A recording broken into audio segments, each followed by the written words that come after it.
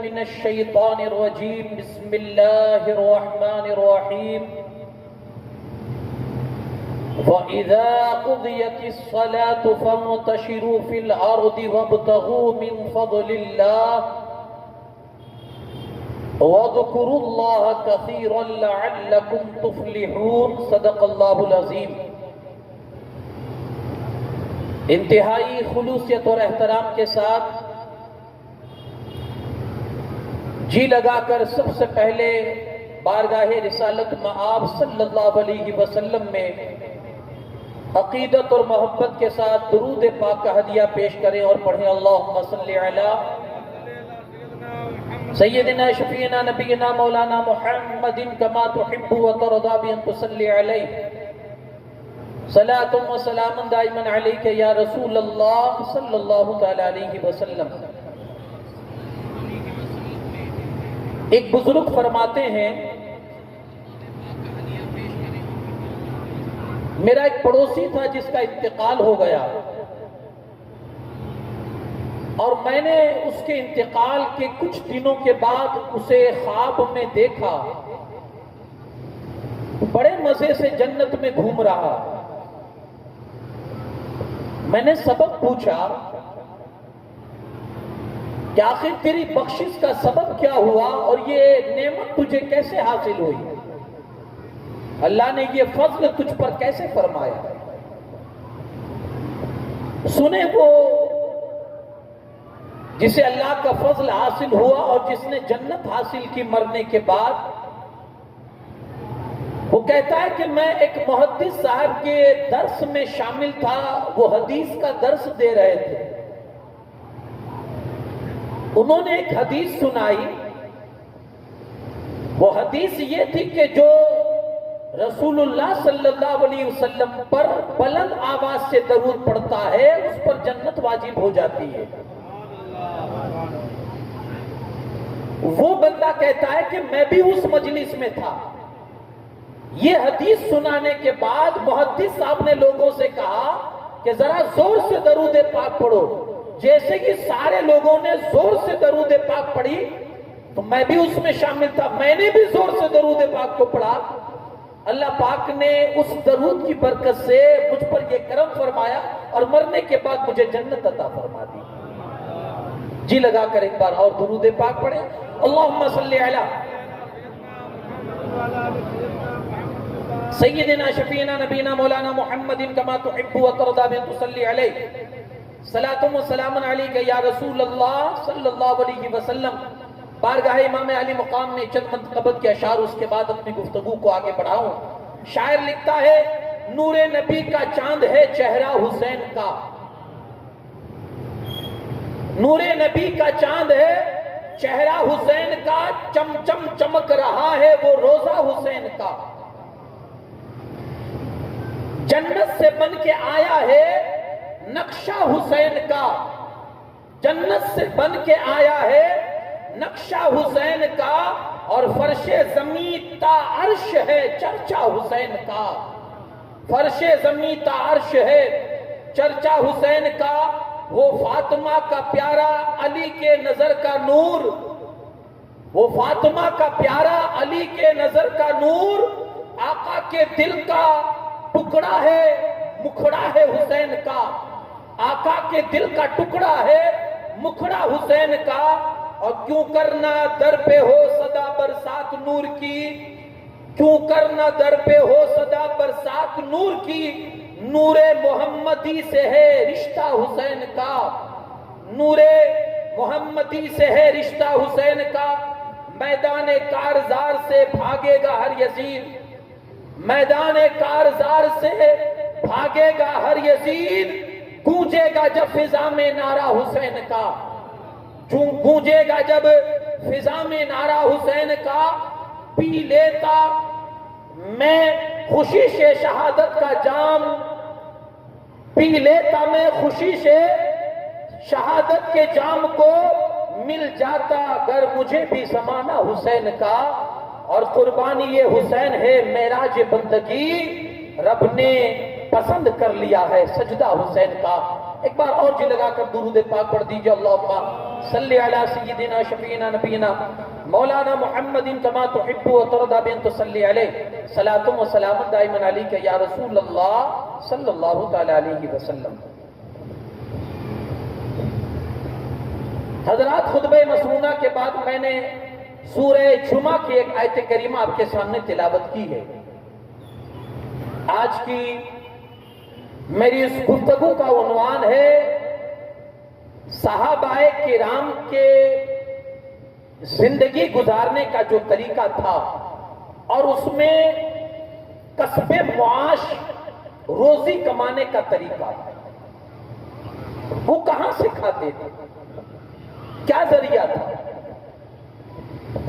اور اس کے تئیں میں اپنی قوم کے نوجوانوں کو اور اپنی قوم کے ہوشمند اور ہوشیار اور عقل مند لوگوں کو اس طرف توجہ دلانا میں چاہوں گا، آگے بڑھو، جتنی ترقی دنیا میں کر سکتے ہو ترقی کرو، خود بھی محتاجگی سے بچو اور اپنی قوم کو بھی محتاجگی سے بچاؤ۔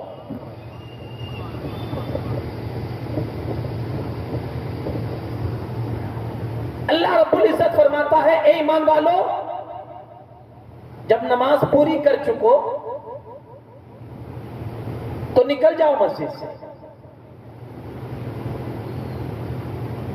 مطلب صرف تسبیح پڑھنا یہی عبادت نہیں ہے، صرف مسجد ہی میں رہنا یہی عبادت نہیں ہے۔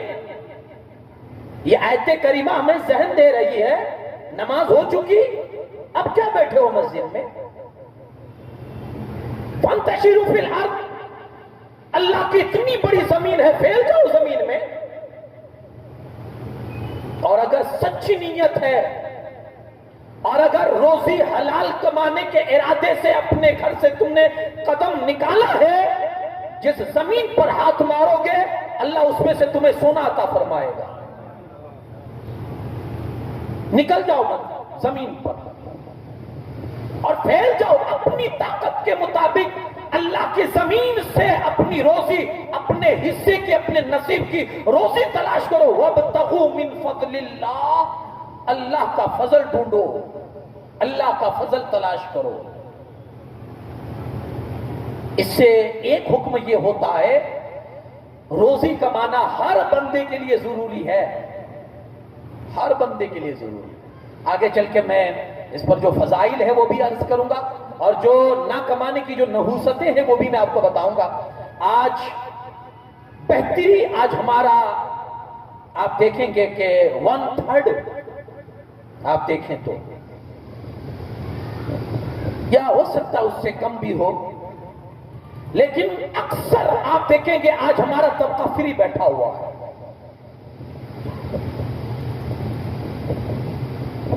کسی کا ایک بھائی کما رہا ہے، پورا گھر چل رہا ہے، کسی کا باپ کما رہا ہے، پورا گھر سنبھل رہا ہے،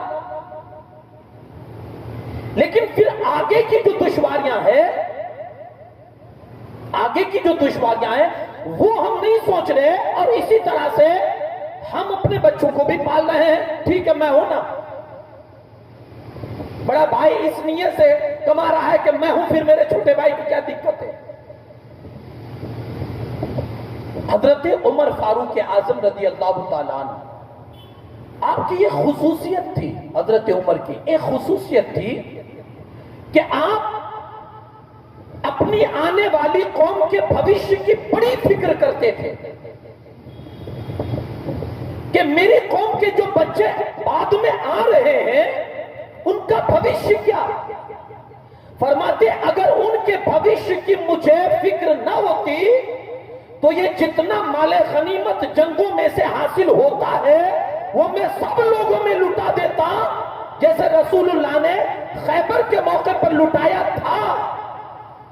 لیکن چونکہ مجھے اپنے مستقبل کے بچوں کی فکر ہے، اس لیے میں ان مالوں کو بچا کے رکھتا ہوں تاکہ میرے قوم کے آنے والے بچوں کے مستقبل میں یہ کام، یہ دولت ان کے کام آ سکے اور ان کے لیے سہارا بن سکے۔ تو ہر بندے کی یہ سوچ ہونی چاہیے کہ ہم خود بھی کمائیں اور اپنی اولاد کو بھی اس فیلڈ میں آگے بڑھائیں، وہ کمائے اور اپنے آپ کو محتاجی سے بچائے، اپنے آنے والی نسلوں کو محتاجی سے بچائے۔ لیکن یہاں آیت میں یہ بھی آپ توجہ کیجئے گا، اللہ نماز کے بعد حکم دے رہا ہے فَإِذَا قُضِيَتِ الصَّلَاةُ، نماز پڑھ چکو اب نکلو، اور یہاں نمازی کا ٹھکانہ نہیں ہے۔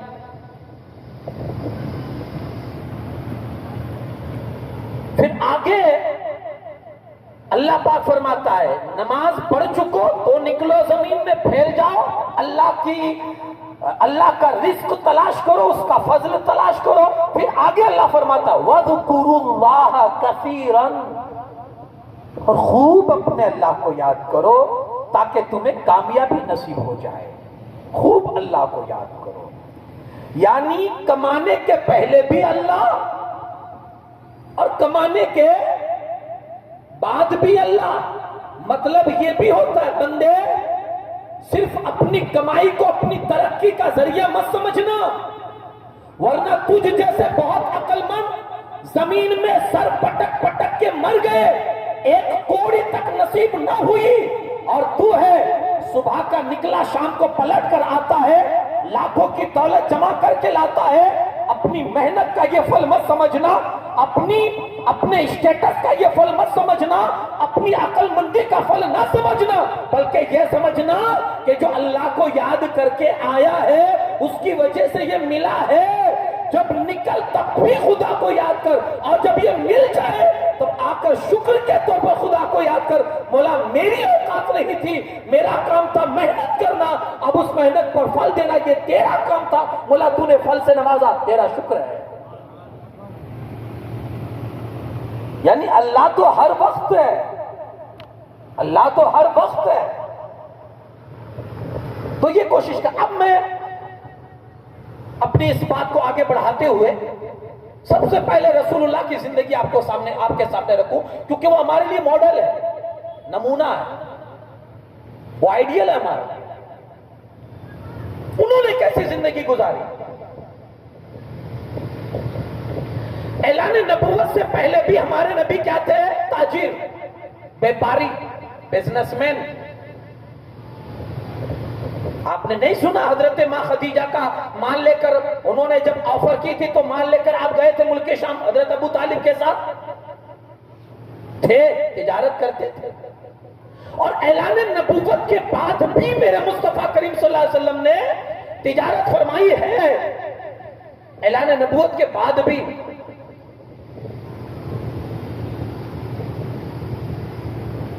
بلکہ آپ دیکھیں گے کہ مکہ والوں نے جب رسول اللہ صلی اللہ علیہ وسلم نے جب اعلان نبوت فرمایا اور مکہ والوں نے حضور علیہ السلام کو جب مارکیٹ میں دیکھا تو تعجب کرنے لگے، وہ دیکھو اپنے آپ کو نبی کہتے ہیں اور یہ تو مارکیٹ میں پھر رہے ہیں۔ انہوں نے حیرت جتائی کہ نبی بھی کبھی مارکیٹ میں ہوا کرتے ہیں۔ اللہ پاک نے ان لوگوں کی طرف سے اپنے نبی کی حمایت میں جواب عطا فرمایا، اے رسول، آپ سے پہلے بھی جو رسول تھے نا وہ بھی اپنی ضرورت کے تحت کھاتے پیتے بھی تھے اور ضرورت کے مطابق مارکیٹ اور بازار میں بھی جایا کرتے تھے۔ یعنی اللہ نے قرآن میں یہ بات نازل فرما کر بتا دیا کہ ضرورت کے مطابق ایک نبی بھی اگر مارکیٹ میں جاتا ہے تو اس کی اپنی بھی ضرورت ہے، وہ جا سکتا ہے، یہ غلط نہیں ہے۔ ارے جب نبی جا سکتا ہے تو امتی کیوں نہیں جائے گا بھائی؟ اور جب نبی اپنی زندگی میں کما رہے ہیں تو امتی کو کیوں ضرورت نہیں ہے کہ وہ کمانے کے لیے آگے بڑھے؟ ہمارے تمہارے آقا صلی اللہ علیہ وسلم ایک حدیث پاک میں فرماتے ہیں رزق کے 10 حصے ہیں، 10 رزق کے 10 حصے ہیں، اللہ نے 9 حصے تجارت میں رکھے ہیں اور ایک حصہ باقی ساری چیزوں میں رکھا ہے۔ 9 حصے اللہ نے تجارت میں رکھے، 9 حصے۔ اور ہمارا اکثر طبقہ آپ دیکھیں گے، اکثر طبقہ ہمارا مسلم کمیونٹی تجارت سے بالکل پرے ہے، بالکل ہٹی ہوئی ہے۔ بہت کم ایسے لوگ ہیں خوشی ہوتی ہے جب کسی تاجر کو بزنس مین کو ترقی کرتا ہوا ہم جب دیکھتے ہیں خوشی ہوتی ہے، اپنا ہے ترقی کر رہا، اللہ اسے اور ترقی دے۔ اللہ کے رسول صلی اللہ علیہ وسلم سے پوچھا گیا یا رسول اللہ صلی اللہ علیہ وسلم کون سی کمائی سب سے بہتر ہے؟ کون سی کمائی سب سے بہتر ہے؟ میرے مصطفیٰ کریم صلی اللہ علیہ وسلم فرماتے ہیں آدمی کی اپنے ہاتھ کی کمائی سب سے بہتر ہے، جو اپنے ہاتھ سے کمائے۔ اور اس کے بعد حضور نے فرمایا جو دھوکہ اور فریب کے بغیر جو تجارت کرے، بزنس کرے، کاروبار کرے، دھوکہ اور فریب کے بغیر، فرمایا یہ تجارت سب سے بہتر ہے۔ سب سے پہلے تو اس کے ہاتھ کی کمائی۔ دیکھیے یہ مضمون تھوڑا خشک ہے لیکن میری قوم کے لیے ضرورت ہے، اس لیے میں آپ کے سامنے رکھ رہا ہوں۔ آپ کہو تو یہ میں کتاب بند کر کے آپ کو صرف کرامت بھی سنا سکتا ہوں، صرف کرامت سنا کے آپ کو نعرے لگواؤں، لیکن اس میں نہ میرا کچھ بھلا ہے نہ آپ کا کچھ بھلا ہے۔ ہو سکتا ہے کہ میری ان باتوں میں سے اگر آپ کے کسی ایک دل کو ٹچ ہو جائے، ایک دل کو ٹچ ہو جائے تو یہ کمیٹی کی جو محنت ہے نا وہ محنت رنگ لائے گی، آپ کا بیٹھنا وہ رنگ لائے گا، میرا بولنا یہ رنگ لائے گا۔ خشک باتیں تھوڑی، کیونکہ زندگی کو ترقی دینے والی باتیں ہیں، اصلاح والی باتیں۔ اصلاح آج کسی کو پسند نہیں ہے، کسی کو پسند نہیں ہے، کوئی یہ پسند نہیں کرتا کہ مجھے کوئی ٹوکے، اور میں اصلاح کے لیے آپ کے سامنے بیٹھا ہوں کہ بھائی اس انداز سے بھی اپنے اندر، اپنی قوم کے اندر سدھار آنا چاہیے۔ بہت غلط ہو رہا ہے آج۔ آپ کو معلوم ہے ہماری قوم مر رہی ہے یار، کس وجہ سے؟ گھوٹالے کی وجہ سے، کس وجہ سے؟ ڈپلیکیٹ کی وجہ سے۔ آج کون سی چیز پیور ہے، کون سی چیز اصلی آپ بتا سکتے ہیں؟ ارے جب انسان میں اصلیت نہیں ہے،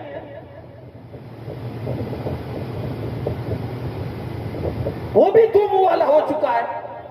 اصلی کیا چیز ہے؟ ایک بہت بڑی اور قیمتی بات میں نے پڑھی تھی،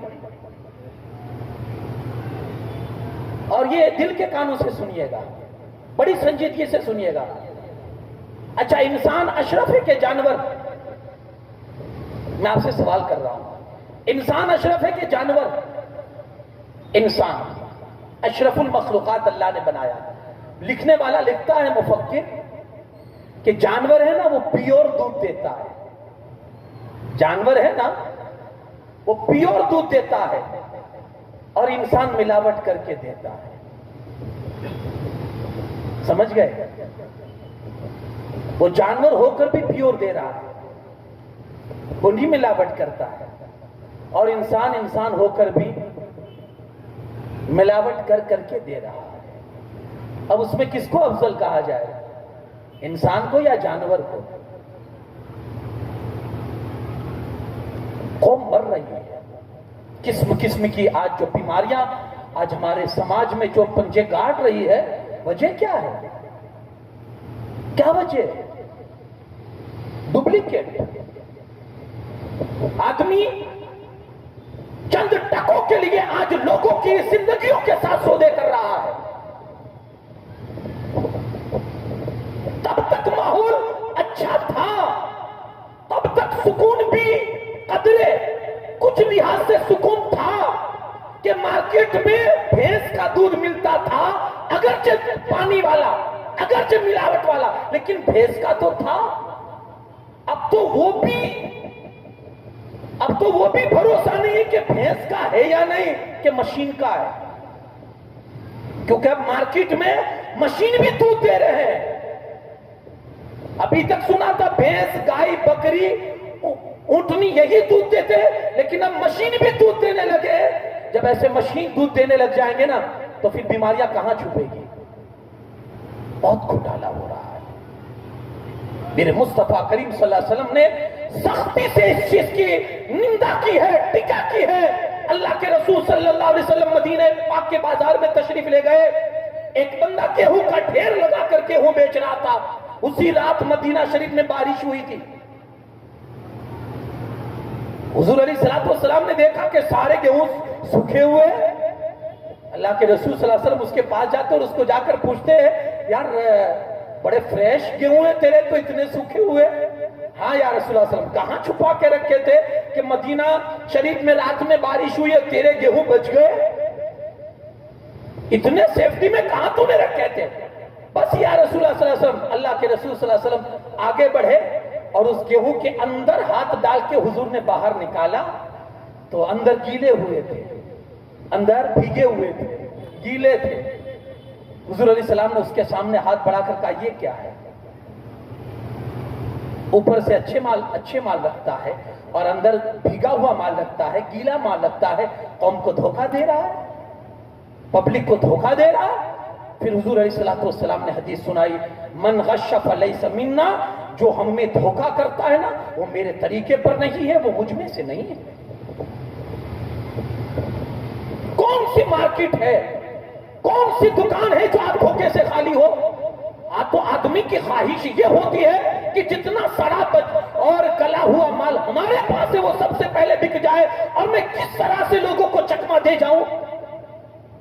اور اس پر آدمی اپنی عقل مندی سمجھتا ہے کہ میں نے فلانے کو چکما دے کر یہ مال بیچ دیا ہے. اب یہ ساری چیزیں کہ بھائی مارکیٹ میں کتنا گھوٹالا ہے آج, لوگ کتنا دھوکہ کھا رہے ہیں آج, لوگ کتنا فراڈ اور لوگوں کے ساتھ کیا جا رہا ہے, لوگ کتنی غلطی کر رہے ہیں آج سامان خریدنے میں, سامان بیچنے میں. یہ ساری چیزیں آج کے اس مضمون میں آپ کو سننی ہے اور اس پر ہو سکے تو عمل بھی کرنا ہے اور ان ساری چیزوں کو عمل کے اندر بھی لانا ہے. میں نے رسول اللہ صلی اللہ علیہ وسلم کی زندگی آپ کے سامنے بتائی. حضور نے خود تجارت فرمائی, لیکن اللہ کے رسول صلی اللہ علیہ وسلم کی تجارت کیسی ہوتی تھی معلوم ہے؟ سچائی پر. کبھی کسی کے ساتھ کوئی دھوکہ نہیں, کبھی جھوٹ نہیں, کبھی کسی کے ساتھ فریب نہیں. بلکہ مدینہ پاک میں رسول پاک صلی اللہ علیہ وسلم کا ایک پارٹنر تھا, آپ کا ایک شریک تھا, ایک پارٹنر تھا.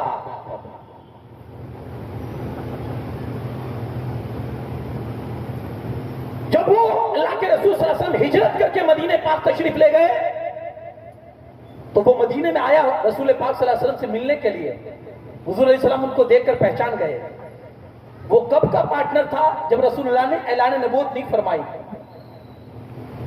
زمانے جاہلیت کی میں بات کر رہا ہوں. وہ آیا مدینے میں, اللہ کے رسول صلی اللہ علیہ وسلم نے اس کو دیکھا. حضور فرماتے مجھے پہچانتے ہو؟ اس نے عرض کی یا رسول اللہ آپ کو کیسے بھولوں گا, آپ اور ہم تو کاروبار میں پارٹنرشپ میں تھے نا, آپ میرے شریک تھے, میں آپ کا شریک تھا, میں آپ کو کیسے بھول سکتا ہوں؟ اور حضور آپ جیسے شریک کو کون بھول سکتا ہے کہ جس نے آج تک کبھی تجارت میں دھوکہ نہیں کیا, کبھی جھوٹ نہیں بولا, کبھی بے ایمانی نہیں کی. ایسے پارٹنر کو کوئی بھولا کرتا ہے؟ ایسے شریک کو کوئی بھولا کرتا ہے؟ ایک غیر ہو کر رسول اللہ کی جو خوبیاں تھی اور تجارت کے اندر جو رسول اللہ کی خوبیاں تھی وہ ایک غیر بتا رہا ہے اللہ کے رسول صلی اللہ علیہ وسلم سے کہ حضور آپ کے اندر یہ خوبیاں تھی جب آپ تجارت کیا کرتے تھے زمانہ جاہلیت میں, اور اس وقت میں مومن نہیں تھا, تو اس وقت کی وہ باتیں سنا رہے تھے. مطلب کیا ہوا؟ تاجر وہ ہونا چاہیے جس میں جھوٹ نہیں. ہم کیا کرتے ہیں نا کہ جھوٹ کو امیر کر اپنی تجارت کی ساری برکتوں کو برباد کر دیتے ہیں. مال بکے گا, ضرور بکے گا. حضرت حسن بصری کا ایک قول ہے, حضرت حسن بصری کہتے ہیں بازار جو ہے نا یہ زمین پر اللہ کا دسترخوان ہے. یہ جتنی بازاریں ہیں یہ زمین پر اللہ کے دسترخوان ہیں. جو بھی وہاں جائے گا کچھ نہ کچھ تو ضرور پائے گا. ایسا ہو ہی نہیں سکتا ہے کہ بازار میں جائے اور خالی ہاتھ لوٹ کے آئے. ہاں, صدق دل سے پکے ارادے کے ساتھ اگر کوئی بازار میں جائے گا, حسن بصری فرماتے ہیں اللہ کا دسترخوان ہے اور وہ اپنے دسترخوان سے کسی کو خالی نہیں لوٹاتا. جو بھی یہاں آئے گا اللہ کچھ نہ کچھ اسے ضرور عطا فرمائے گا. شرط ہے پکے عزم کے ساتھ جائے, پکے ارادے کے ساتھ جائے.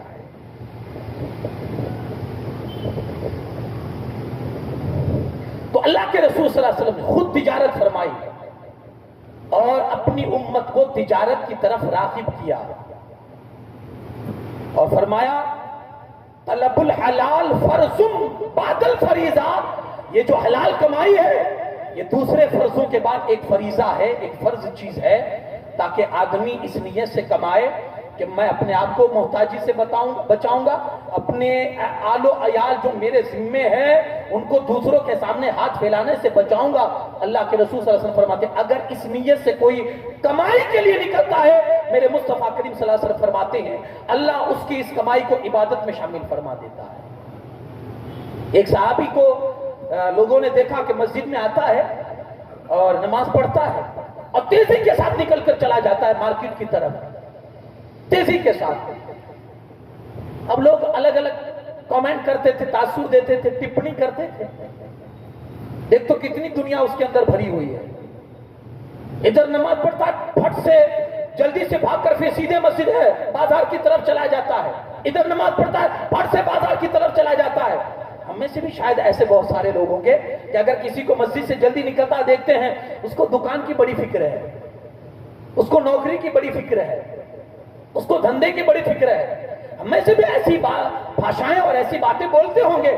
تو صحابہ نے اس بندے کے لیے رسول پاک صلی اللہ علیہ وسلم سے کہا حضور یہ کیسا ہے، بڑی جلدی سے مسجد سے نکلتا ہے اور جھٹ سے مارکیٹ میں چلا جاتا ہے، بازار میں چلا جاتا ہے۔ اللہ کے رسول صلی اللہ علیہ وسلم نے فرمایا سنو، اس پر کومنٹ مت کرو، اس پر غلط تاثر مت ڈالو، کیونکہ وہ اگر اس کی نیت میں یہ ہے کہ میں نماز پڑھنے کے بعد اللہ کا فریضہ ادا کرنے کے بعد مارکیٹ اس لیے جلدی جاؤں تاکہ اپنے آپ کو اور اپنی آل اولاد کو بھیک مانگنے سے بچاؤں اور دوسروں کے سامنے ہاتھ پھیلانے سے بچاؤں، اگر اس کی یہ نیت ہے، میرے مصطفیٰ فرماتے ہیں مسجد میں تھا تو بھی عبادت میں تھا، مارکیٹ میں جائے گا اللہ کو بھی عبادت کا ثواب عطا فرمائے گا۔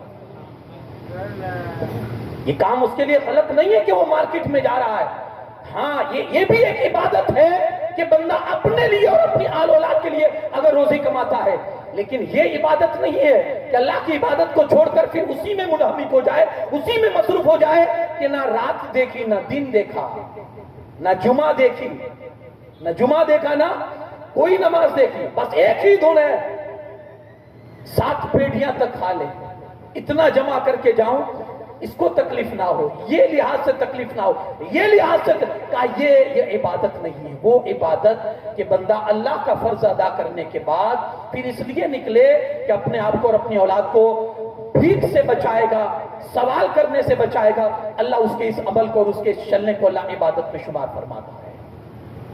اب اسی طرح سے آپ دیکھیں گے یہی وجہ تھی اللہ کے رسول صلی اللہ علیہ وسلم نے اپنے امتیوں سے کہا کہ صبح کی نماز کے بعد غافل ہو کر سو مت جایا کرو، حضور نے منع فرمایا ہے، صبح کی نماز کے بعد غافل ہو کر سو مت جایا کرو، کیونکہ جو صبح کا وقت ہوتا ہے حضور علیہ الصلوۃ والسلام فرماتے ہیں صبح کے وقت کا سونا نیند، صبح کے وقت کی نیند یہ روزی کی برکت کو روک لیتی ہے۔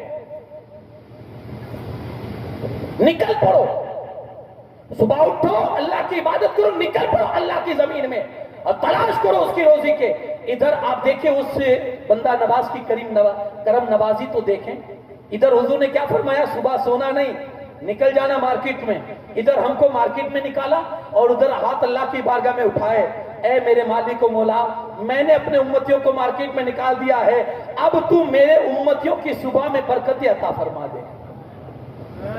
ادھر ہمیں مارکیٹ میں بھیج رہے ہیں اور ادھر ہمارے پیچھے دعا کر رہے ہیں، ادھر ہم کو مارکیٹ میں بھیج رہے ہیں اور ادھر ہمارے پیچھے دعا کر رہے ہیں، اے اللہ میری امت صبح مارکیٹ میں پہنچ چکی ہے، اب میری امت کی صبح میں برکت عطا فرما دے۔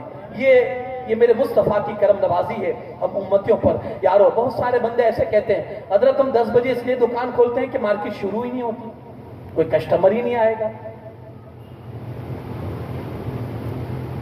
لیکن میں اپنے نظریے کے اعتبار سے بتاؤں، اگر آپ صدق دل سے اپنے سمے پر فجر کے بعد فجر کی نماز پڑھ کے اگر آپ کھول دیتے ہیں، پھر آپ دیکھیے اللہ کہاں سے آپ کو کسٹمر عطا فرماتا ہے۔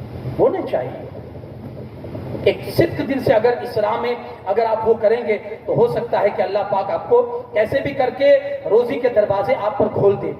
تو بہرحال یہ رسول پاک صلی اللہ علیہ وسلم کی زندگی تھی۔ حضور نے خود تجارت فرمائی اور اپنے امتیوں سے کہا تجارت کرو اور دنیا میں نام کماؤ، آگے بڑھو۔ آگے بڑھو۔ اب حضرت سیدنا صدیق اکبر کی زندگی دیکھیں، یہ خود رسول پاک صلی اللہ علیہ وسلم حضور کے اعلان نبوت سے پہلے رسول اللہ صلی اللہ علیہ وسلم کے ساتھ تھے، اور آپ تجارت کیا کرتے تھے کپڑوں کی۔ کئی مرتبہ آپ نے ملک شام وغیرہ کا بھی سفر کیا ہے، اس غرض سے، تجارت کی غرض سے، بلکہ بڑے سچے تاجروں میں آپ کا نام آتا تھا حضرت سیدنا صدیق اکبر رضی اللہ تعالیٰ عنہ۔ یہی ایک جذبہ تھا، تجارت کا یہی جذبہ تھا حضرت ابوبکر کا، کہ جب خلیفہ بنے نا، تو جس دن خلیفہ بنے اس کی صبح کپڑوں کی گٹری اٹھائی، اور اتنی وزنی تھی کہ سر جھک گیا تھا، اور لے کر مارکیٹ کی طرف جا رہے ہیں۔ تو پہلے سے تجارت کا ذہن تھا، پہلے سے بیپار کا ذہن تھا، خلیفہ ہو گئے، دوسرے دن صبح کو گٹری اٹھائی اور مارکیٹ کی طرف جا رہے تھے۔ راستے میں حضرت عمر اور حضرت ابو عبیدہ ابن جراح سے ملاقات ہو گئی۔ حضرت عمر نے دیکھا، ابو بکر کہاں جا رہے ہو؟ کہا دیکھ نہیں رہے ہو، کپڑے کی گٹری اٹھائے جا رہا ہوں۔ کہا کہاں جا رہا ہوں؟ کہا مارکیٹ جا رہا ہوں۔ کہا کس لیے؟ کہا کپڑے بیچنے جا رہا ہوں۔ حضرت عمر نے کہا آپ پر ذمہ داری نہیں آئی؟ کہنے کا مطلب ان کا یہ تھا آپ خلیفہ ہو چکے ہو، اب قوم کی بہت بڑی ذمہ داری آپ کے اوپر آئی ہے۔ سنیں حضرت ابوبکر کا جواب۔ حضرت ابوبکر کہتے ہیں اگر اسی میں رہوں گا تو میرے بال بچوں کو کھلاؤں گا کیا؟ وہ بھی تو میری ذمہ داری میں ہے۔ اگر یہی فکر ہوگی تو بال بچوں کو کہاں سے کھلاؤں گا؟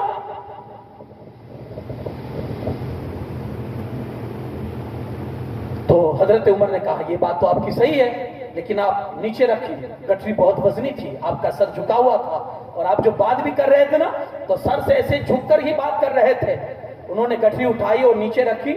پھر حضرت ابو بکر سے کہا ایک کام کرتے ہیں، مشورہ کرتے ہیں، اور مشورے کے بعد آپ کی ہم تنخواہ، آپ کا وظیفہ مقرر کر دیتے ہیں، جتنی آپ کے گھر کی ضرورت ہے اس حساب سے آپ کو بیت المال سے مل جائے گا، کیونکہ آپ کی ساری مصروفیت، آپ کا سارا وقت مسلمانوں کے کام میں گزرے گا، لہٰذا آپ کا گھر بھی چلنا چاہیے، اس لیے آپ کے گھر کو چلانے کے لیے بیت المال سے آپ کو تنخواہ دی جائے گی۔ یہ فکس ہو گیا، تنخواہ مل رہی ہے، کام چل رہا ہے۔ لیکن یارو، یہ جو کرسی ملی تھی نا ان کو، وہ اللہ رسول کی خوشی کے لیے وہ کرسی پر بیٹھے تھے، اپنا مال بنانے کے لیے نہیں، تجوری بھرنے کے لیے نہیں، اپنا بینک بیلنس جمع کرنے کے لیے نہیں، یا پراپرٹیاں بڑھانے کے لیے نہیں، اللہ رسول کو خوش کرنے کے لیے، اور رب کی طرف سے جو ذمہ داری ان پر آئی تھی اس کو صحیح معنوں میں ادا کرنے کے لیے، رسول اللہ کا جو طریقہ تھا وہ رسول اللہ کی امت تک پہنچانے کے لیے وہ کرسی پر بیٹھے تھے۔ جیسے انتقال ہونے لگا، آخری وقت ہے، اپنی بیٹی کو بلاتے ہیں، حضرت عائشہ صدیقہ رضی اللہ تعالیٰ عنہ آتی ہے اور آ کر عرض کرتی ہے ابا جان کیا بات ہے؟ کہا بیٹی ذرا حساب کر کے بتاؤ، اپنے بھائی سے کہو کہ حساب کرے، میں نے آج تک جب سے میں خلیفہ بنا ہوں آج تک میں نے بیت المال سے کتنی تنخواہ اٹھائی ہے، حساب کرو۔ حساب ہو گیا، کہا اس میں تھوڑا اور ملا دو، اور وہ ساری رقم میری جو زمین ہے یا میرا جو ورثہ ہے، میری جو جائیداد جو کچھ بھی ہے اس میں سے سارا مال بیت المال کے اندر واپس جمع کر دیا جائے۔ جو تنخواہ لی تھی وہ ساری بیت المال میں واپس جمع کروا دی۔ لیکن میسج یہ دینا چاہتا ہوں کہ انہوں نے تجارت کی، خلافت سے پہلے بھی تجارت کی، خلافت کے بعد بھی تجارت کی ہے۔ وہ کیسے لوگ تھے جانتے ہیں آپ؟ انہیں تجارت کرنے کی ضرورت نہیں ہوا کرتی تھی، لیکن کیوں انہوں نے تجارت، اور ہمیشہ اسی پر گامزن رہے۔ اسی طرح سے حضرت عمر فاروق اعظم کی زندگی دیکھیے، ان کے حوالے سے میں نے پڑھا، پہلے کھیتی باڑی جو ان کی زمین تھی وہ پٹائی پر دیتے تھے، سال پر جو زمین دیتے ہیں ہمارے ہاں جو سسٹم ہوتی ہے، کبھی ایسی سسٹم ہوتی ہے کہ بھائی سب کچھ تیرا اور اس میں آدھا آدھا پرسنٹیج ہے، کبھی کبھی ایسا ہوتا ہے کہ بھائی بیج میں دوں گا، سب کچھ میں دوں گا، تجھے صرف محنت کرنی ہے، اتنا اتنا پرسنٹیج ہم آپس میں بانٹ لیں گے۔ کبھی کبھی تو اپنی زمینیں اس لیے اس طور پر بھی، یعنی بٹائی کے طور پر بھی اپنی زمینیں وہ لوگوں کو بونے کے لیے دیتے تھے۔ یہ بھی آپ کے اس میں ملتا ہے کہ آپ اپنے باپ کے اور دوسرے قبیلے کے اونٹوں کو چرایا کرتے تھے، یہ بھی ملتا ہے آپ کی اس میں ذریعے معاش میں، روزی کمانے کے معاملات میں اونٹ چرایا کرتے تھے۔ کون؟ عمر فاروق اعظم۔ امیر ہونے کے بعد خلیفہ ہونے کے بعد جب اسی جگہ پر پہنچے جہاں پہلے اونٹ چراتے تھے جب مسلمان نہیں ہوئے تھے، آنکھوں سے آنسو نکل گئے، کہا یہی جگہ ہے جہاں اپنے باپ کے 4 اونٹ سنبھال نہیں سکتا تھا۔ آج اللہ نے اتنا دبدبا دیا ہے کہ عمر پر اللہ کے سوا کسی کی حکومت نہیں ہے، یہ جو کچھ بھی صدقہ ہے کلمہ طیبہ کا صدقہ ہے۔ انہوں نے بھی کمایا، بلکہ ایک روایت میں یہ بھی ہے کہ چمڑے کا کاروبار کرتے تھے حضرت عمر فاروق اعظم، چمڑے کا کاروبار، اور آپ نے بہت ساری ٹپس بھی قوم کے لیے آپ نے عطا فرمائی۔ آپ فرماتے ہیں ہنر سیکھو، ہنر سیکھو، ان قریب آگے چل کر تمہیں ہنر کی ضرورت پڑے گی۔ تعلیم کے ساتھ اپنی اولاد کو کچھ نہ کچھ ہنر ضرور سکھاؤ، اس نیت سے کہ یہ کبھی بھوکا نہ رہے، اور اس نیت سے بھی کہ خود بھی نہ رہے اور کسی ضرورت مند کو بھی بھوکا نہ چھوڑے، اس غرض سے بھی ہنر سکھاؤ۔ حضرت عمر کہتے ہیں ہنر سکھاؤ، آگے چل کے وقت آئے گا تمہیں ہنر کی ضرورت پڑے گی۔ شاید آپ کو کہیں فیل ہو رہا ہوگا کہ آج یہ وقت ہے جس میں ہمارے پاس ہنر ہونا چاہیے، جو آج سماجک لیول سے اور ہمارے دیش کے لیول سے اگر آپ سوچیں گے، دیکھیں گے، ایک غائرانہ نظر سے دیکھیں گے تو شاید آپ کو پتا چل جائے گا کہ ہنر کی اس وقت ہمارے لیے کتنی ضرورت ہے۔ پھر فرمایا ایسا ذریعہ معاش، ایسی روزی کہ جس میں اگرچہ ذلت ہو، اگرچہ آپ اس کو ہلکا سمجھتے ہو، مثال کے طور پر لاری چلا لینا، بڑی مارکیٹ میں بوریاں اٹھا کر لوگوں کے سامنے چلنا، کیونکہ آج یہ لوگ بے عزتی سمجھتے ہیں،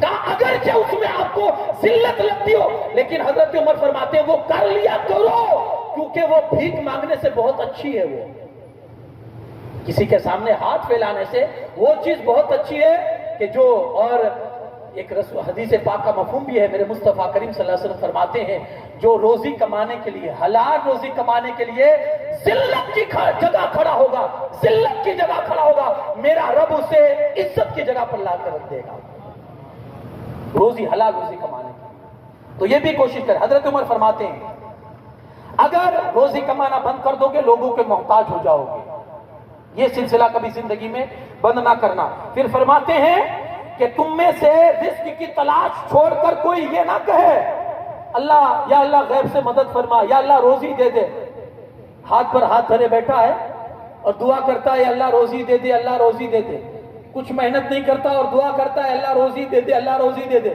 بڑا پیارا جملہ حضرت عمر فاروق اعظم نے فرمایا اللہ کی یہ عادت ہے ہی نہیں کہ وہ آسمان سے سونا چاندی برسائے،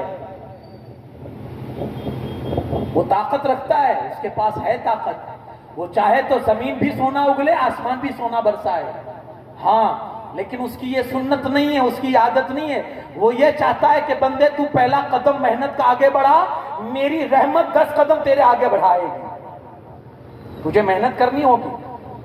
تو فرمایا کوئی یہ ہاتھ پہ ہاتھ دھڑے بیٹھا دعا کرتا رہے اللہ غیر سے مدد فرمائے، اللہ روزی دے، کہا نہیں، محنت کرو اس کے بعد دعا کرو، اللہ روزی ضرور دے گا، ضرور عطا فرمائے گا۔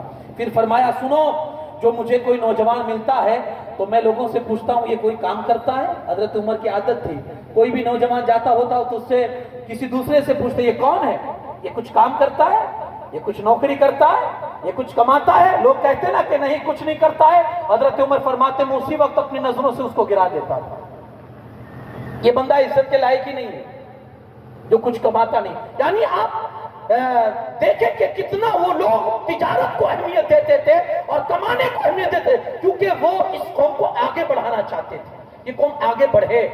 اور آگے سنیں، فرماتے ہیں جو شخص کسی چیز میں 3 مرتبہ نقصان اٹھائے، کوئی کاروبار کر رہا ہے، گھاٹا ہوا، پھر وہی اس نے مال خریدا، پھر نقصان ہوا، پھر وہی مال خریدا، پھر نقصان ہوا، فرمایا 3 مرتبہ نقصان اٹھا چکا ہے، اب 4تھی مرتبہ تجارت چینج کر دے، اب بالکل اس کے پیچھے اپنا روپیہ ضائع نہ کرے، اب پلٹ دے، اب تجارت چینج کر دے، ہاں ہو سکتا اللہ نے اس میں نہیں کسی اور چیز میں اس کے لیے برکتیں رکھی ہو، ایسا بھی ہو سکتا ہے. یہ حضرت عمر فاروق اعظم، حضرت عثمان، بڑے جلدی اپنی بات کو ختم کر رہا ہوں. عثمان غنی رضی اللہ تعالیٰ یہ شروع ہی سے تاجر تھے، اور ان کی تجارت کا تو کیا پوچھنا. ان کا مال، جب تاجرانہ مال اور تجارت کا جب مال مدینے میں آتا تھا نا، تو کئی سو اونٹوں کے اندر لدا ہوا ان کا مال آتا تھا.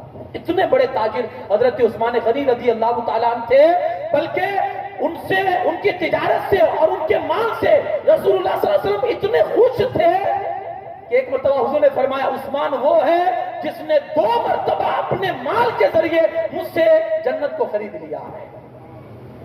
اتنے مالدار تھے، لیکن ہمیشہ سچائی کی بنیاد پر آپ نے تجارت فرمائی. اور اسی طرح سے مولا کائنات علی شیر خدا کرم اللہ تعالیٰ وجہ کریم، آپ کا بھی ذریعہ معاش یہ کمانا تھا.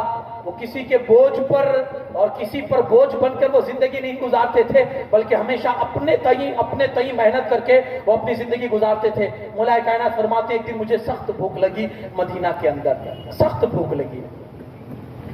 سوچا کیا کروں، نکل گیا مدینہ کے اطراف میں جو بغیچے ہیں اس میں نکل گیا. راستے میں جا رہا تھا، ایک عورت کو دیکھا میں نے کہ مٹی کا ڈھیر جمع کر کے کھڑی ہے اور تھکی ہوئی ہے. مٹی کا ڈھیر جمع کر کے کھڑی ہوئی ہے. حضرت علی جا کر اس سے پوچھتے ہیں کہ بی بی کوئی کام ہے؟ کہا ہاں، اس مٹی کو مجھے گارا بنانا ہے اور اس میں پانی لانا، لیکن پانی کافی دور ہے. مولا علی فرماتے اگر یہ کام میں تمہارا کر دوں تو اس کے بدلے میں تم مجھے کیا دو گی؟ اس نے کہا کہ 1 ڈول کے بدلے میں 1 کھجور، 1 ڈول کے بدلے میں 1 کھجور. یہ کون ہے؟ ہمارا وجدان یہ کہتا ہے کہ اگر زمین پر ایسے ٹھوکر مارے نا تو اللہ زمین سے سونا پیدا فرما دے. یہ وہ لوگ ہیں. حضرت بابا فرید کی بارگاہ میں کوئی آئے تھے سید زادے، اور انہوں نے شکایت کی تھی کہ گھر پہ بچی کی شادی ہے، کچھ ہے نہیں. بابا فرید نے زمین پر سے مٹی اٹھائی اور پھونک ماری اور ان کو دی. کہا گھر پر جا کر کھولنا. گھر پر جب جا کر کھولا تو وہ سونے کے ٹھیلے تھے، سونے کے کنکر تھے اس کے اندر. مٹی کو اٹھایا سونا.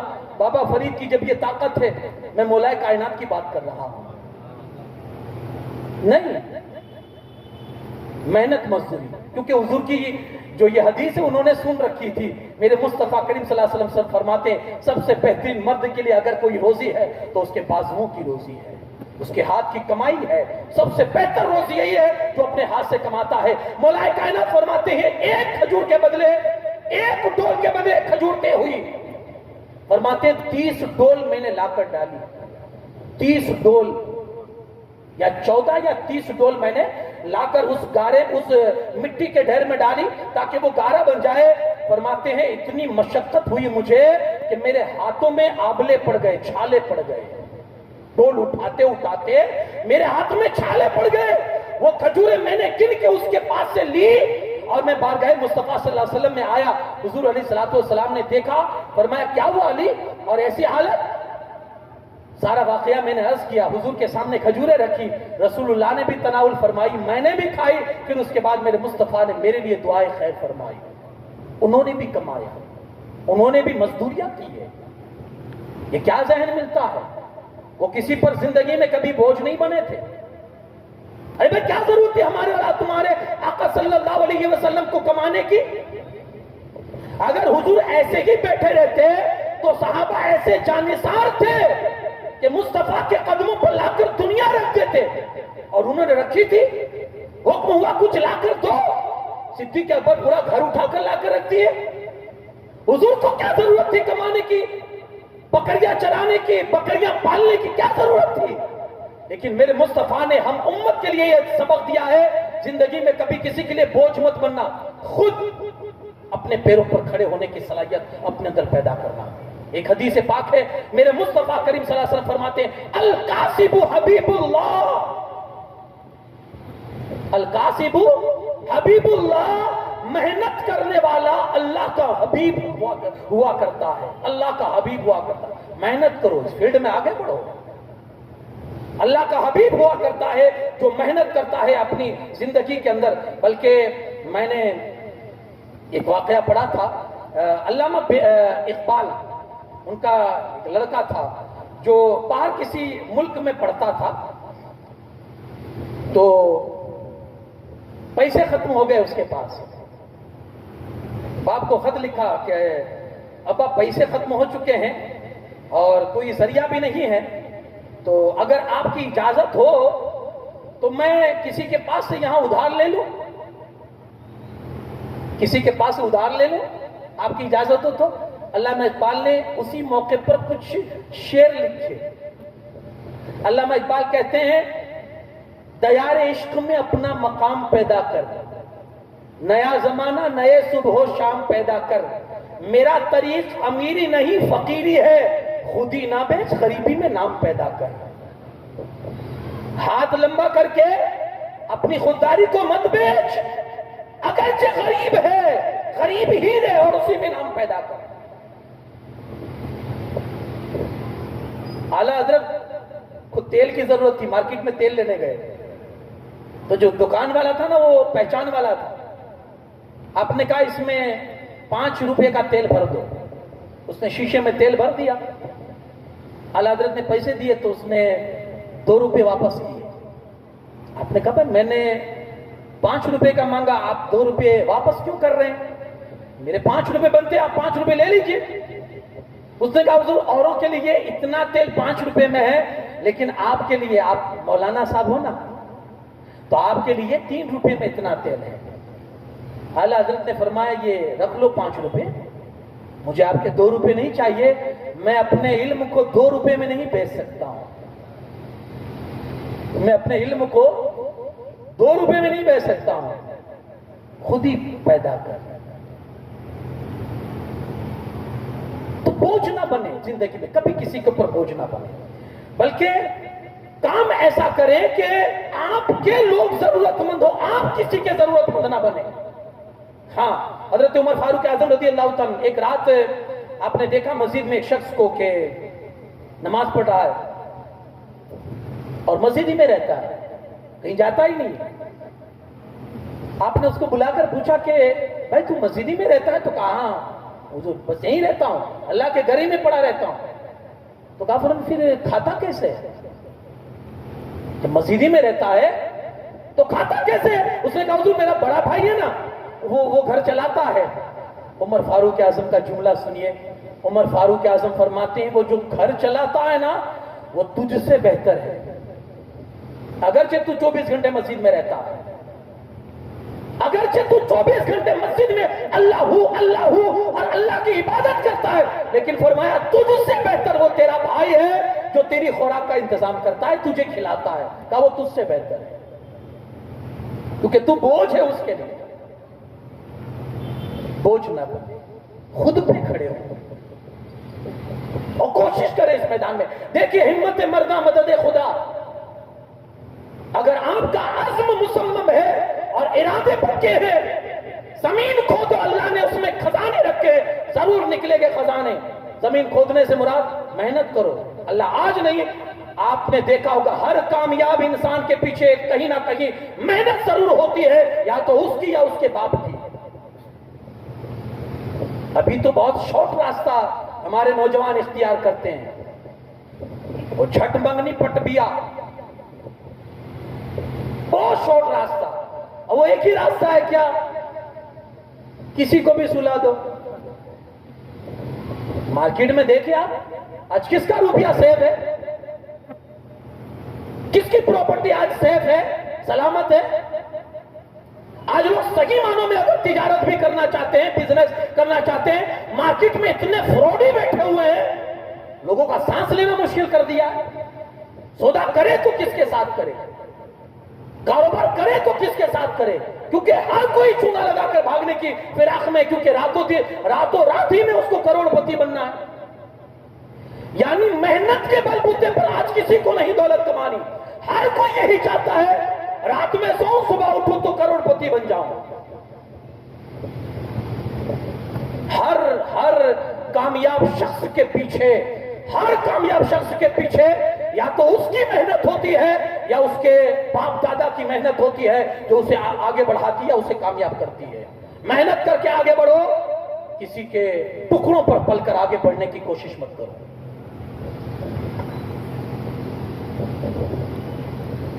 ہمارے اکابرین میں ہر کوئی آپ کو تجارت کرتا ہوا نظر آئے گا. حضور غوث پاک نے تجارت فرمائی ہے. امام اعظم ابو حنیفہ جس کے ہم پیروکار ہیں انہوں نے تجارت فرمائی ہے. تجارت کر کے آگے بڑھو. اور ایک چیز ہمیشہ ذہن میں یاد رکھنا, کسی پر بوجھ مت بننا, خود کے پیروں پر کھڑے ہونے کی کوشش کرو. کماؤ گے تو کبھی کسی پر بوجھ نہیں ہوں گے. حاتم طائی کا نام سنا ہے نا آپ نے؟ بہت بڑا سخی انسان تھا نا, بہت بڑا سخی انسان تھا. اس نے ایک دن بہت پورے شہر کی دعوت کی اور کہا کہ کوئی بھی گھر نہیں بچنا چاہیے جو میری دعوت میں نہ آئے, سب کو آنا اور سب کو آنا ہے. اب اس نے کیا کیا, ادھر دعوت چالو ہے, سب لوگ کھا رہے ہیں, وہ لباس چینج کر کے حلیہ بدل کر کے وہ گاؤں میں چکر لگانے نکلا کہ چلو دیکھو کوئی بچا تو نہیں ہے نا جو میری دعوت میں سے کھانے سے رہ گیا ہے. یہ حاتم طائی اپنا قصہ اس وقت سنا رہے تھے جب کسی نے حاتم طائی سے پوچھا کہ تم اتنے بڑے سخی ہو, دنیا میں تم نے اپنے سے بڑا سخی کوئی دیکھا ہے؟ تم نے اپنے سے بڑا کوئی سخی دیکھا ہے؟ حاتم طائی نے کہا ہاں, ایک مرتبہ میں نے پورے شہر کی دعوت کی, ادھر لوگ کھا رہے تھے اور میں نکلا حلیہ چینج کر کے, اپنا لباس بدل کے, اپنا حلیہ بدل کے کہ دیکھو شہر میں کون ہے جو میری دعوت کھانے نہیں آیا ہے. ابھی میں راستے میں جا رہا تھا, جنگل میں سے بڈھے کو میں نے دیکھا کہ اپنی جھکی ہوئی کمر پر لکڑیوں کا گٹھا باندھ کر آرام آرام سے چلتے ہوئے گاؤں کی طرف آ رہا ہے. حاتم طائی کہتے ہیں میں اس کے پاس گیا اور اجنبی بن کر اس کے سامنے کھڑا ہو گیا.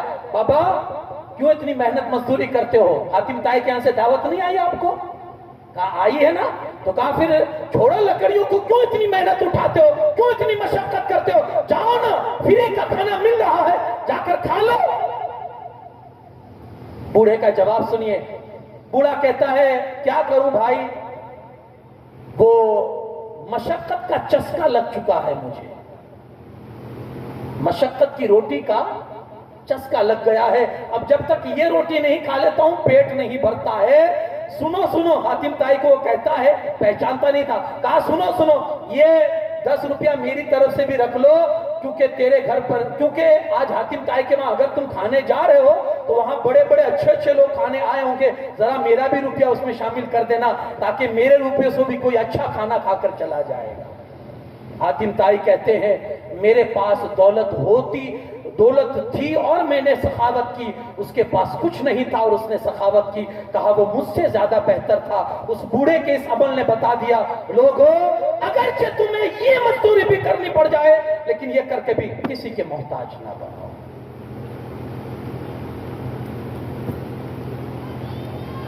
اب اس پر مجھے اپنے سماج کی طرف نہیں آنا, ورنہ آپ نہیں تو کمیٹی والے کوئی بھی شاید مجھ پر گرفت کر لیں گے,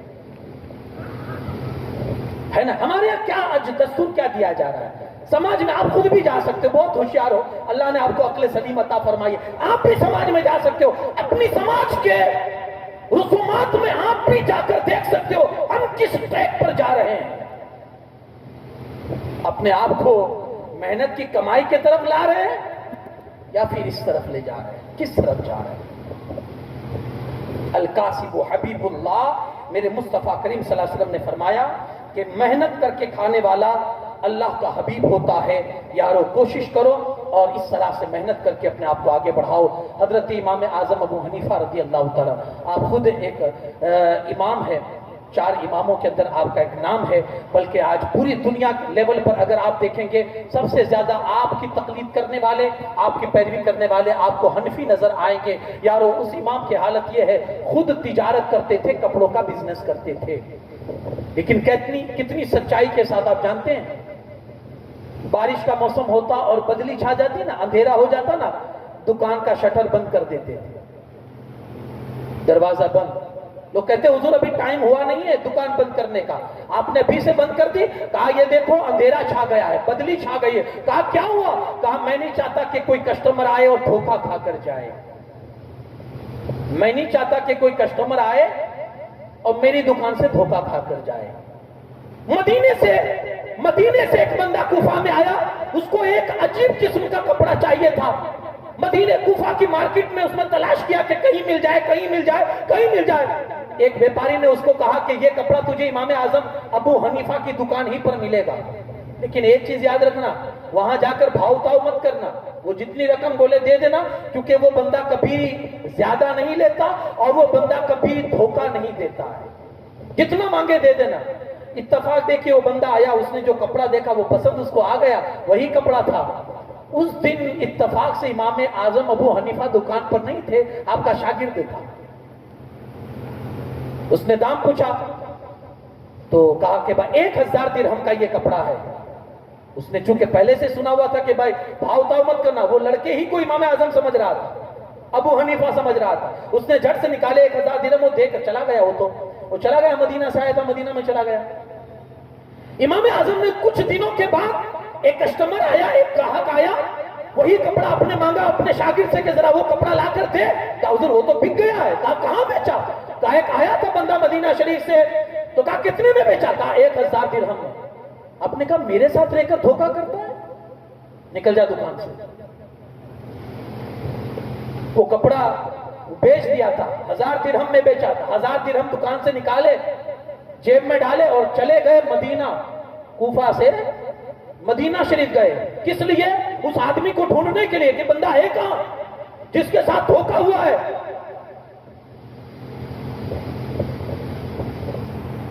ڈھونڈ رہے مدینہ میں، کہاں مل جائے، کہیں مل جائے۔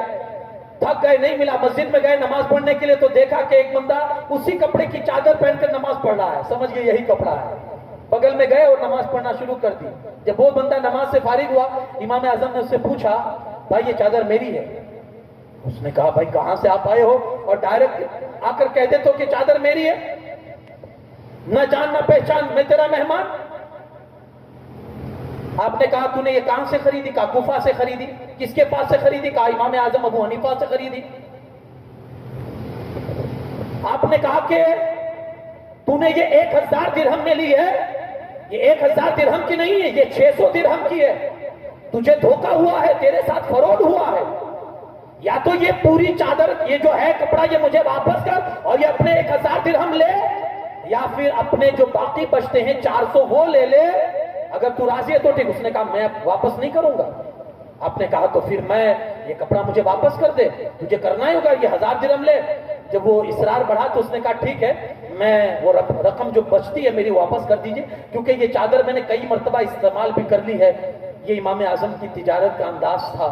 ایک بندے کو دھوکہ ہوا تھا، یہاں اگر بھول سے کوئی 500 کی نوٹ دیتا ہے اور 350 کا مال خریدتا ہے اور غلطی سے اگر وہ پیسہ بھول کر چلا جاتا ہے تو دکاندار اس کو بلا کر یاد بھی نہیں دلاتا، الا ماشاءاللہ کچھ ایسے بھی ایماندار ہوتے ہیں جو بلا کر کہہ دیتے ہیں۔ یا کبھی کبھی ایسا ہوتا ہے بندہ بڑی تیزی میں ہے، ہوا ہے 100 نکال کر وہ 200 دے کر جھٹ سے چلا گیا، ہم یہ مال غنیمت سمجھ کر وہ اس میں ٹیبل میں ڈال دیتے ہیں، اللہ نے عطا فرمایا ہے، ساری برکت ختم کر دیتا ہے۔ یہ چیز کا فریب سے اپنی تجارت کو بچاؤ، جھوٹی قسم سے اپنی تجارت کو بچاؤ، دھوکہ مت دو کسٹمر کو۔ ایک بندہ آیا امام اعظم کے پاس کپڑا دیکھنے، ان کا بیٹا حماد بیٹھا ہوا تھا۔ امام اعظم نے کہا بیٹا ذرا کپڑا دکھاؤ تو اس کو۔ تو امام اعظم کے لڑکے نے کیا کیا جانتے ہو؟ کپڑا دکھا رہا تھا اور درود شریف پڑھ رہا تھا، کپڑا دکھا رہا تھا اور درود شریف پڑھ رہا تھا۔ امام اعظم نے کہا کپڑا لے لے، کھینچ لے کپڑا، اور کسٹمر سے کہتے جائیے بھائی ہم کو نہیں بیچنا۔ ارے حضرت کیا بات؟ کہا نہیں بس نہیں بیچنا ہم کو، جائیے آپ۔ کہا کپڑا سمیٹ کے رکھ واپس۔ یعنی امام اعظم کا کہنے کا مقصد یہ تھا کہ کپڑا بیچ رہا ہے کہ درود پاک بیچ رہا ہے؟ بتائیے کہاں کہاں سہارا لیتے ہم تسبیح کا؟ اپنے آپ کو اپنی شخصیت کو منوانے کے لیے کہ میں بہت سچا ایماندار ہوں، کہاں کہاں دین کا سپورٹ لیتے ہیں، کہاں کہاں دین کا سہارا لیتے ہیں۔ سیکھیں حضرت امام اعظم سے۔ فرمایا رکھ کپڑا۔ اب وہ بندہ پوری مارکیٹ پھر کے واپس آ گیا اسی دکان پر، حضرت دے دیجئے نا، پوری مارکیٹ میں ایسا کپڑا نہیں ہے۔ آپ نے کہا نہیں اب یہ کپڑا تجھے ہرگز نہیں بیچوں گا، کیونکہ میرے بچے نے اس پر درود پڑھتے ہوئے تجھے دکھایا۔ مطلب سودے میں، تعریف کرنے میں اللہ کے کرم سے بہت اچھا ہے یہ مال، اللہ کے کرم سے یہ جتنا بھی مرتبہ آیا ہے کبھی رکا نہیں ہے میری دکان میں، کہا اتنی بھی حد سے زیادہ، اور خاص کر اللہ کی قسم کھا کر تو کبھی کوئی مال نہ بیچیں، کیونکہ مال تو بک جائے گا، لیکن وہ مال کی جو برکت آئے گی نا، وہ ساری برکت قسم کھانے کی وجہ سے اٹھا لی جائے گی۔ لاسٹ میرا یہ جو آپ سے میسج ہے وہ یہی ہے کہ یارو کوشش کرو کہ اس فیلڈ میں بھی آگے بڑھو، اپنے آپ کو مضبوط بناؤ، اپنی آل اولاد کو مضبوط بناؤ، کماؤ، حلال کماؤ، فریب سے اپنے آپ کو بچاؤ۔ ایک روایت کا مفہوم ہے جس میں کہا گیا ہے کم منافع لو، زیادہ مال بیچو۔ کیا فرمایا؟ کم منافع لو، زیادہ مال بیچو۔ ہم شروع ہی میں مطلب سب کچھ بٹور لینا چاہتے ہیں، اور یہ جو ٹرک ہے نا، یہ جو ٹرک کم منافع لو اور زیادہ مال بیچو، یہ دوسروں نے لے لی ہم سے، اور آج وہ کروڑوں میں کھیلتے ہیں۔ آپ دیکھ لیجئے، آج وہ کروڑوں میں کھیلتے ہیں۔ کون؟ جو کم منافع لے کر زیادہ مال بیچتے ہیں۔ ہم نے کیا کیا؟ ہم سیدھا 10 کا 100 کرتے ہیں، سیدھا 10 کا 100، بس لینا ہو تو لو، نہ کوئی بات نہیں۔ اب یہی وجہ ہے کہ پھر بیٹھے رہتے ہیں۔ تو کاروبار کی بھی کچھ اصول ہے، کچھ ضابطے ہیں، اس کو سیکھیے۔ عمر فاروق اعظم رضی اللہ تعالیٰ عنہ کسی کو بھی مارکیٹ میں تجارت کرتا دیکھتے تھے، پہلے پوچھتے تھے تجارت کرنا آتا ہے؟ علم کتنا ہے تیرے پاس؟ علم نہیں ہوتا تھا، تجارت کے اصول یاد نہیں ہوتے تھے، اس کو مارکیٹ میں دھندا کرنے کی، کاروبار کرنے کی، تجارت کرنے کی اس بندے کو اجازت نہیں ہوتی تھی، آپ مارکیٹ سے نکال دیتے تھے۔ یہاں جس کو بھی چاہتا ہے، جو بھی من میں آتا ہے، ہم کیوں ناکام ہوتے جانتے ہیں؟ کیونکہ ہمارے پاس ٹرک نہیں ہے، اصول نہیں ہے، تجارت کے ضابطے نہیں ہیں، تجارت کے شرائط نہیں ہے، اس لیے اکثر کاروبار میں ہم انسکسیس ہوتے ہیں اور سکسیسفل نہیں ہوتے ہیں، ناکامیاب ہوتے ہیں، کامیاب نہیں ہوتے ہیں، کیونکہ ہمارے پاس وہ نہیں ہے۔ پہلے تجارت کے اصول سیکھیے، صحابہ نے تجارت کی کس طرح سے کی، کیسے وہ کامیاب ہو گئے۔ ایک صحابی کا نام آتا، آخری بات، ایک صحابی کا نام عبد الرحمن ابن عوف، وہ کہتے ہیں بڑے مائنڈیڈ تھے تجارت کے معاملے میں، بڑے مائنڈیڈ تھے۔ ایک مرتبہ رسول پاک صلی اللہ علیہ وسلم نے صدقے کی ترغیب دلائی، اللہ کی راہ میں دو، آدھا گھر کا مال لا کر حضور علیہ السلام کی بارگاہ میں پیش کر دیا۔ حضرت اللہ کے رسول صلی اللہ علیہ وسلم بڑے خوش ہوئے اور آپ کو دعا فرمائی، اے عبد الرحمن ابن عوف، جتنا لایا ہے اللہ اس میں بھی برکت دے، جتنا چھوڑ کے آیا ہے اللہ اس میں بھی برکت عطا فرمائے، اس میں بھی اللہ برکت دے۔ عبد الرحمن ابن عوف کہتے ہیں حضور کی دعا کا اتنا اثر ہوا، رسول اللہ کی دعا کا اتنا اثر ہوا کہ پھر میں اگر کسی پتھر کو اٹھاتا تھا اس نیت سے کہ اس کے نیچے سونا نکلنا چاہیے، اللہ کی قدرت دیکھیے، پتھر ہٹاتے ہی سونا نکل آتا تھا۔ رسول اللہ کی دعا کا صدقہ تھا۔ لوگ کہتے ہیں جب عبد الرحمن ابن عوف کا انتقال ہو گیا نا، جب ان کا وصال ہو گیا تو ان کا جب مال سونا جب نکالا گیا اور اس کو توڑا گیا، لوگ کلہاڑی سے توڑتے تھے سونا۔ کلہاڑی جانتے نا آپ؟ لوگ کلہاڑی سے ان کا سونا توڑتے تھے، یہاں تک کہ توڑنے والوں کے ہاتھوں میں چھالے پڑ گئے، توڑتے توڑتے اتنا سونا ان کے پاس تھا۔ کس لیے؟ ایمانداری، سچائی، جھوٹ سے بچنا، کسی کو دھوکہ نہ دینا۔ اس نیت سے بندے تو قدم تو آگے بڑھا، پھر دیکھ اللہ پاک تجھے اس میدان میں کتنا کامیاب کرتا ہے۔ اللہ کرے امام حسین کے صدقے، امام حسین کے نانا کی یہ بات ہماری سمجھ میں آ جائے، اور ہم دعا کریں اللہ پاک امام حسین پاک کے صدقے ہمارے مسلمان بھائیوں کو اس فیلڈ میں، خاص کر تجارت کی فیلڈ میں اللہ کامیاب بنائے۔ جو اس لائن میں ہے اللہ اسے دن گنی رات چوگنی ترقی عطا فرمائے، اور جو اس راہ کا متمنی ہے، تمنا کیوں بیٹھا ہے، اللہ اس کے لیے راستے فراہم کرے، اور جو مزدوری کی لائن میں ہے یا تجارت نہیں تو نوکری کے لائن میں، اللہ اسے بھی ترقی عطا فرمائے۔ لیکن یارو خود کے بل پر چلو، دوسروں کے لیے بوجھ نہ بنو، دوسروں کے لیے درد سر نہ بنو، اس طرح سے رہو کہ اللہ تمہیں دوسروں کو کھلانے والا بنائے، دوسروں کا کھانے والا نہ بنائے۔ اللہ قریب کہنے سننے سے زیادہ عمل کی توفیق عطا فرمائے۔ وما علینا الا البلاغ المبین۔ السلام علیکم صلاۃ والسلام۔ مرحبا مرحبا اے علی کے فیصل، مرحبا مرحبا اے علی کے فیصل، تم پہ لاکھوں سلام، تم پہ لاکھوں سلام۔ سیدہ فاطمہ کے ہو لکھتے زیگر، سیدہ فاطمہ کے ہو لکھتے زیگر، تم پہ لاکھوں سلام، تم پہ لاکھوں سلام، مرحبا مرحبا اے علی کے فیصل، تم پہ لاکھوں سلام سلام، سیدہ فاطمہ کے ہو لکھتے زیگر، سیدہ فاطمہ کے ہو لکھتے زیگر، تم پہ لاکھوں سلام، تم پہ لاکھوں سلام، پیروی کی محمد کے پیغام کی آبرو تم نے رکھ لی جو اسلام کی، پیروی کی محمد کے پیغام کی آبرو تم نے رکھ لی جو اسلام کی، تم سے ساباد دین نبی کا سجر، تم سے ساباد دین نبی کا سجر، تم پہ لاکھوں سلام، تم پہ لاکھوں سلام، مرحبا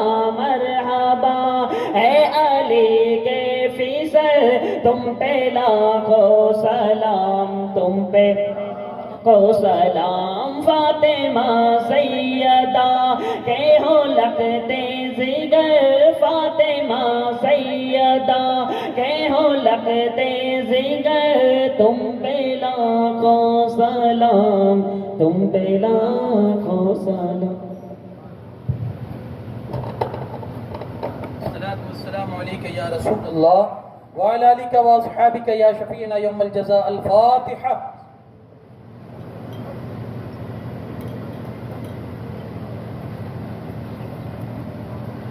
یا ایھا المشتاقون بنور جمالہ صلوا علیہ وآلہ واصحابہ وسلموا تسلیما، اللہم صلی علی سیدنا شفیعنا نبینا مولانا محمد وبارک وسلم، صلاۃ و سلام دائما علیک یا رسول اللہ، وافوض امری اللہ، ان اللہ بصیر بالعباد، برحمتک یا ارحم الراحمین، بحق لا الہ الا اللہ محمد رسول اللہ صلی اللہ علیہ وسلم۔ السلام علیکم۔